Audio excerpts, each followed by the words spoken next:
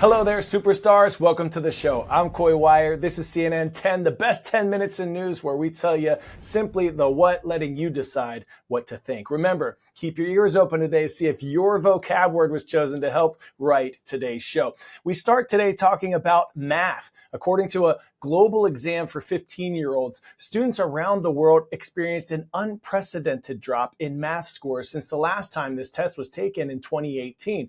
Now, normally, these assessments are taken every 3 years by the Organization for Economic Cooperation and Development, but it was pushed back due to the COVID-19 pandemic. In the United States, students ranked 28th in mathematics out of the 37 participating countries. The U.S. did have stronger performances in reading and science, ranking 6th in reading, 12th in science. U.S. Secretary of Education Miguel Cardona praised the country's investments in education, but acknowledged that improvement is needed, specifically pointing to mathematics, saying, quote, "We need a math revolution."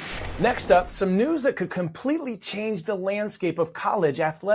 NCAA President Charlie Baker is proposing a change that would allow top Division I schools to pay their student athletes directly, sort of like employees, for the first time ever. In a letter to member schools, Baker suggests creating a new subdivision that schools can opt into, one that would require these institutions to compensate at least half of their student athletes. In the proposal, some athletes can earn a minimum of $30,000 per year. This would be on top of any scholarship money the student athletes may already be receiving. This would also be on top of any money the student athlete might make from personal NIL deals. NIL, or name, image, and likeness deals, are fairly new.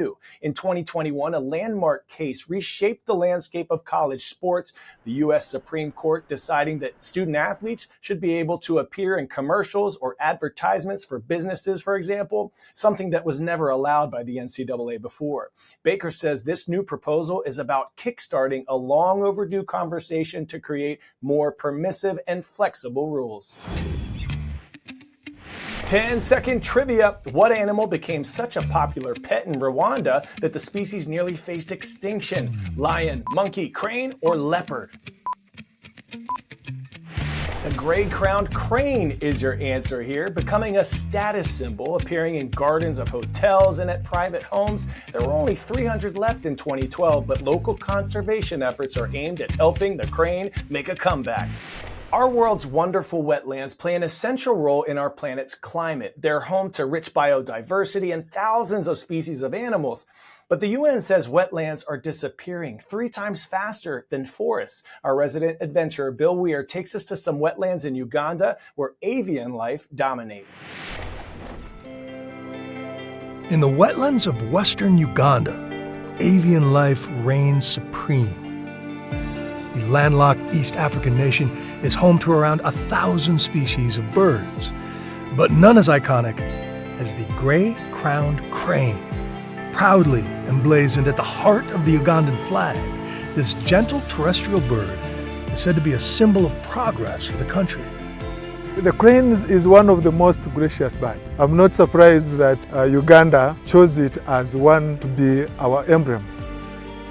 I have been studying and working with birds for the last 28 years.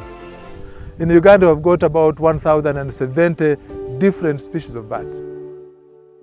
At the global level, we have got about 10,000 different species of birds. So at that level, we've got about between 9 and 10% of the global population of the wild birds. Over recent decades, though, habitats for these colonies have come under severe threat. Since the year 2000, a quarter of Uganda's wetlands have been lost, an average of nearly 5,000 hectares a year, causing rapid and irreversible change to the cradle of the cranes. It is estimated that if this degradation continues, we shall lose all the wetlands by 2030. And that will be a very big disaster for the country and for the world. We started conducting research here in 1995. That's when we discovered that this wetland had very many species, some of which are endemic to this area. In other words, if this wetland goes, it means all those species will disappear forever. And that's when we started working with the communities to make sure that this wetland can be protected. Across the past 3 decades, Achilles has pioneered a large-scale restoration program, successfully campaigning for the establishment of 12 wetland sites of international importance across Uganda. This vital intervention is helping cranes return to their natural habitat and providing a buffer to the human settlements that threaten with hunting, poisoning, and electrocution from power lines. We started mobilizing communities and started incentivizing them so that they can participate. It takes long to work with the community group.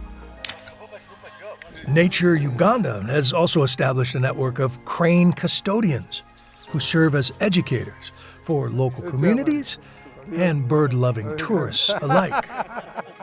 And this is what we need to fight for. We cannot lose our national symbol. We still have an opportunity to save this beautiful species.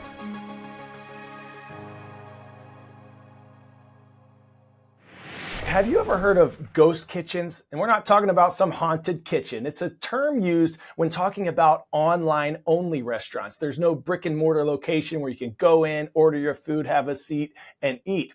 During the pandemic, these ghost kitchens were extremely popular, especially when it came to the high demand of food delivery service. There were such high hopes for ghost kitchens that they were expected to make up more than 20% of the restaurant industry by 2025. Over $6 billion were invested in ghost kitchens during the pandemic, but now I guess you could say that ghost kitchens are being ghosted. More and more consumers want to get out and eat at restaurants in person, and they want to see where they're getting their food from. Some prognosticators warned that businesses like ghost kitchens, Zoom, Peloton, Instacart, which boomed during the pandemic, might see a major downtick as consumers would want to probably return to their old habits.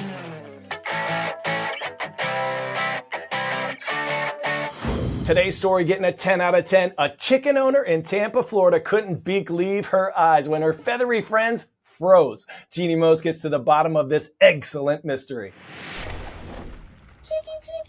The owner of these chickens in Tampa, Florida is so new to raising them that she hasn't even given each of them names. Pepper, pepper, pepper, pepper, and pepper. Because do you see a difference? But even a rookie knows chickens are supposed to run for food. So Brianna Antoinette was stunned. Why are y'all not moving? Hello? When all 5 of her chickens simultaneously froze and stayed paralyzed for over 2 minutes. What was your immediate thought when they froze? What you are witnessing in that video is a live panic attack. What is happening right now? Chickens! The internet had theories. People asked, did you try unplugging them and plugging them back in? When Brianna yelled for her fiance, they suddenly unfroze. Nick! What we now know and what my fiance was able to spot in the tree above was a hawk. This hawk has killed 4 of their chickens. They've strung fish line above the enclosure to keep the hawk away. By standing motionless, they're trying to be invisible. Is this what they mean by acting chicken? Did I do something? Jeannie Mose, CNN. What the? New York. Dad joke for you. Why are chickens so funny? Because! Thanks to all of you for following along at KoiWire on social and for your unflagging or persistent efforts, as Mr. Brown at Sacred Heart in Chicago would say, submitting vocabulary words for today's show. Today's word was submitted by Kendall Hoffman in Mr. Losh's class at Lincoln View High School in Van Wert, Ohio. Prognosticator, a noun for a person who foretells or prophesies a future event. Thanks for boosting our vocab. Today's shout out goes to the Hornets at St. Elizabeth R4 School in St. Elizabeth, Missouri. Keep buzzing, baby. And shout out to Franklin Middle School in Cedar Rapids, Iowa. Go Thunderbolts. I'm Coy. Thanks for being with us today. See you tomorrow so we can finish this week strong.